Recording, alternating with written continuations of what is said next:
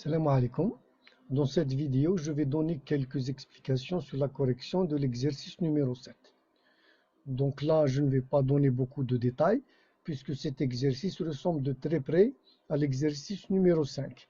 Sauf que le module choisi est égal à 13 et qu'on a ajouté une autre question en utilisant les bascules D. Donc vous pouvez remarquer d'abord dans les questions, faire la conception d'un compteur asynchrone modulo 13 à l'aide de bascule JK. Les fronts utilisés, c'est toujours les fronts montants. Et puis l'éclaircissement que j'ai ajouté,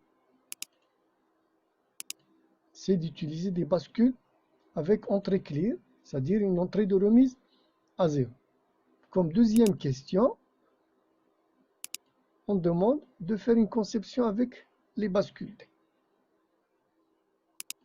Donc, c'est pour ça que dans la correction, j'ai toujours dit qu'on adopte le schéma de l'exercice 3 qui correspond à un compteur modulo 8 avec des bascules JK actifs sur le front montant. Et comme le 13 n'est pas un modulo, n'est pas une puissance de 2, on doit donc raccourcir le cycle en agissant sur les entrées clear des bascules. Donc, la règle, c'est toujours de poser cette relation pour déterminer le nombre de bascules nécessaires à la réalisation de ce compteur. 13 étant supérieur de puissance 3 et inférieur de puissance 4, on dit des fois égal, donc on prend 4 bascules pour réaliser ce compteur. On dresse le cycle de comptage du compteur modulo 13 dans ce tableau là. Voilà.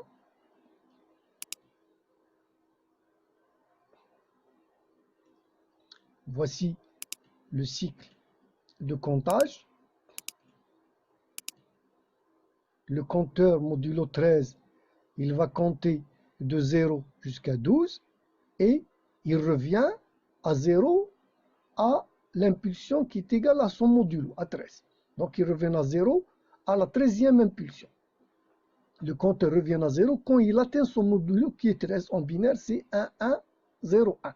Donc au lieu de passer de 1, 1, 0, 0 à 1, 1, 0, 1, il passe à 0. Donc ça, je l'ai déjà expliqué, c'est juste une répétition. On va voir comment étudier ici le cas de la remise à 0, c'est ça qui est intéressant. Là, l'étude de la remise à 0 qui est dans la page suivante.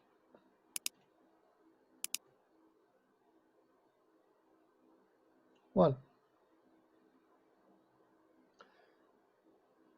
La table de vérité pour déterminer la fonction de R à Z, la fonction de remise à 0, elle est dressée ici. C'est-à-dire qu'on retrouve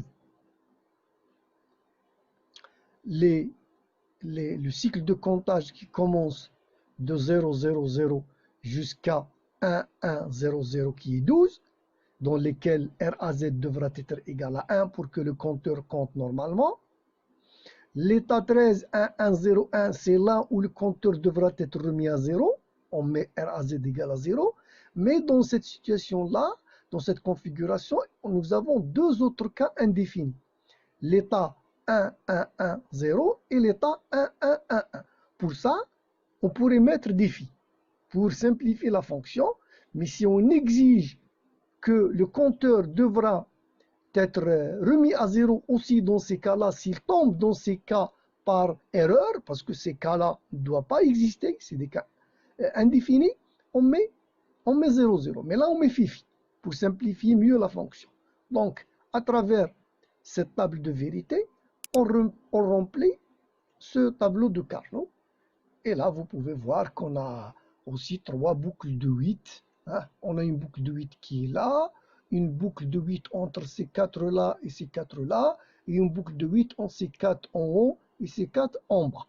En tout, ça nous permet d'avoir cette fonction-là qui, à l'aide du théorème de Morgan, devient de la même manière comme l'exercice précédent, sous forme d'une porte naine à 3 entrées, dans laquelle il n'y a Q3, Q2, Q0 bar, il n'y a pas Q1. Voici le schéma correspondant. Le schéma correspondant, c'est toujours des bascules JK qui fonctionnent en mode basculement, c'est-à-dire J et K reliés à 1, à VCC. La connexion entre les bascules, c'est la sortie inverse qui est reliée vers l'horloge de la bascule suivante. Et vous avez le circuit de remise à zéro qui est là. Qui est Q3, je n'ai pas indiqué comme dans le cas précédent. Ça, c'est le circuit RAZ.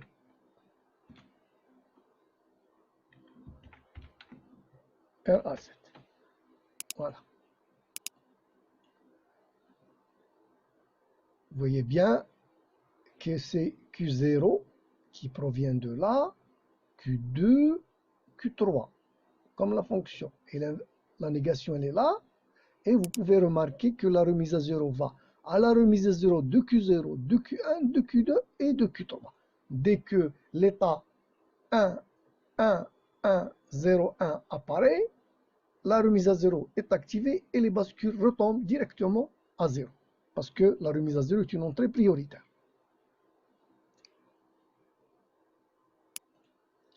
Maintenant, pour réaliser ce compteur avec des bascules D, j'ai une question à ce propos-là et ça, c'est l'occasion pour y répondre. Pour réaliser ce compteur avec des bascules D, il suffit d'utiliser une bascule D qui copie son inverse à chaque impulsion d'horloge et va jouer le rôle de diviseur par 2. Le reste de l'étude reste la même. L'étude est féminine, donc l'étude reste la même. Voici le circuit du compteur modulo 13 avec des bascules D.